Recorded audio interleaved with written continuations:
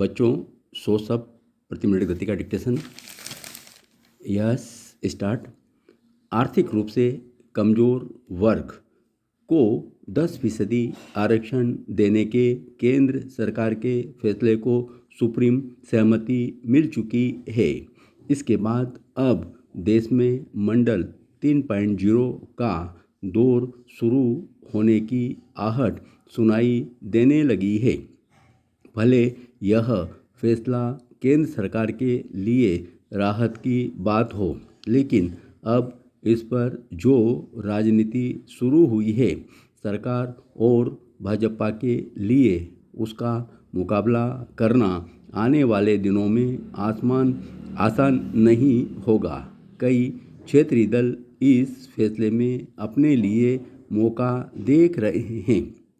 Supreme court के फैसले ने आरक्षण की सीमा को 50% से अधिक करने का विकल्प दे दिया है। पिछले कई सालों से आरक्षण बढ़ाने की मांग इसी सीमा को लेकर स्लीपिंग मोड में थी, लेकिन जैसे ही सुप्रीम कोर्ट का निर्णय आया, मौका देखकर पूरे देश में इससे जुड़ी मांगें उठने लगी। समय के साथ इसमें तेजी आने की ही उम्मीद दिख रही है। आरक्षण का कोटा पिछले 2 दशक से संशोधित नहीं हुआ है। जैसे ही सुप्रीम कोर्ट का आदेश आया, बिहार से लेकर तमिलनाडु तक विपक्षी दलों ने अपना नया मांग पत्र केंद्र सरकार के सामने रख दिया है। हालांकि अधिकतर राजनीतिक दलों ने सुप्रीम कोर्ट के फैसले पर ही कोई टिप्पणी नहीं की, लेकिन सभी ने केंद्र सरकार को यह कहने में भी देर नहीं लगाई कि अब उनके सामने कोई बहाना नहीं होगा।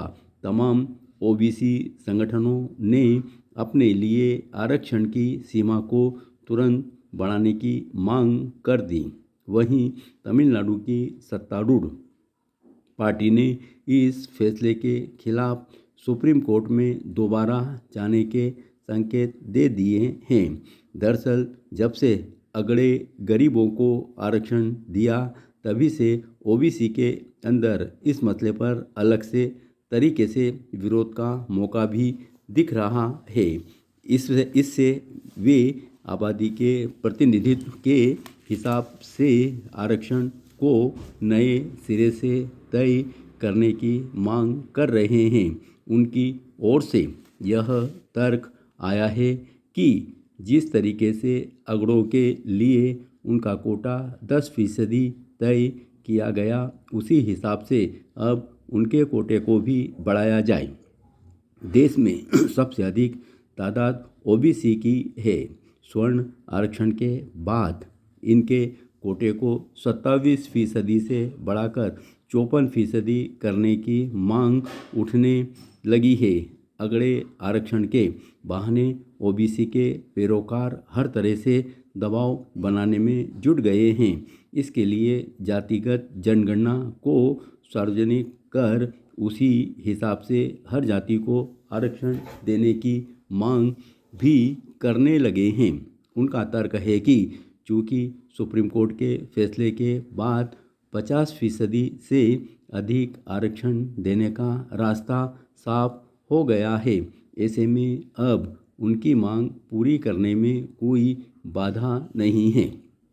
2024 आम चुनाव से पहले इस मुद्दे के उठने के बाद भाजपा और मोदी सरकार के अब इस मांग पर जवाब देने में परेशानी का सामना करना पड़ सकता है।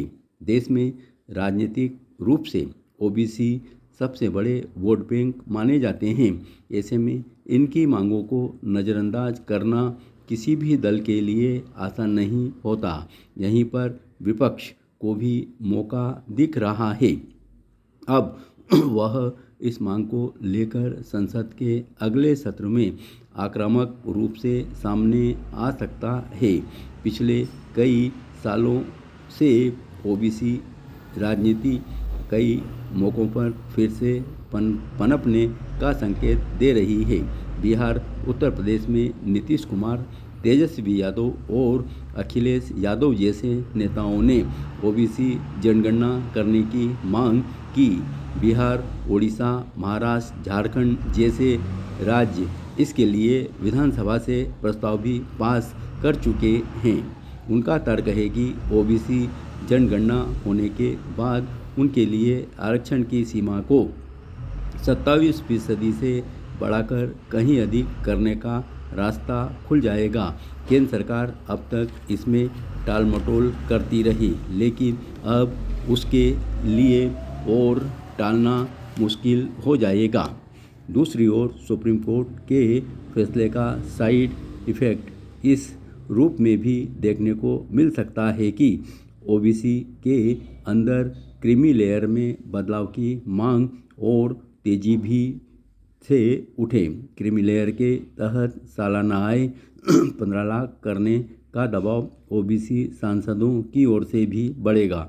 वहीं सरकार पर ओबीसी कमीशन की बहुप्रतीक्षित रिपोर्ट सामने लाने का दबाव बढ़ेगा। 2017 में मोदी सरकार ने ओबीसी जातियों के बीच सब कैटेगरी बनाने की पहल की थी, जिसके लिए एक कमीशन का गठन किया गया था। कमीशन की रिपोर्ट आने के बाद सब कैटेगरी में आने वाली जातियों के आरक्षण को अलग अलग भाटों में बांटा जा सकता है। मालूम हो कि मंडल कमीशन की सिफारिशें लागू होने के बाद से ओबीसी को सरकारी नौकरियों में 27% आरक्षण मिलता है। सरकार का दावा है कि ओबीसी के अंदर सब कैटेगरी के गठन से अधिक ज़रूरतमंदों को आरक्षण का लाभ मिलेगा। अब विपक्षी दलों का कहना है कि सरकार कमीशन की रिपोर्ट को सार्वजनिक करे और ओबीसी आरक्षण को नए सिरे से लागू करने की पहल करे। वहीं केंद्र सरकार संभावित विवाद को देखते हुए खुद अपने बनाए कमीशन को ठंडे बस्ते में रखने की कोशिश करे, पिछले कई महीनों से कर रही है।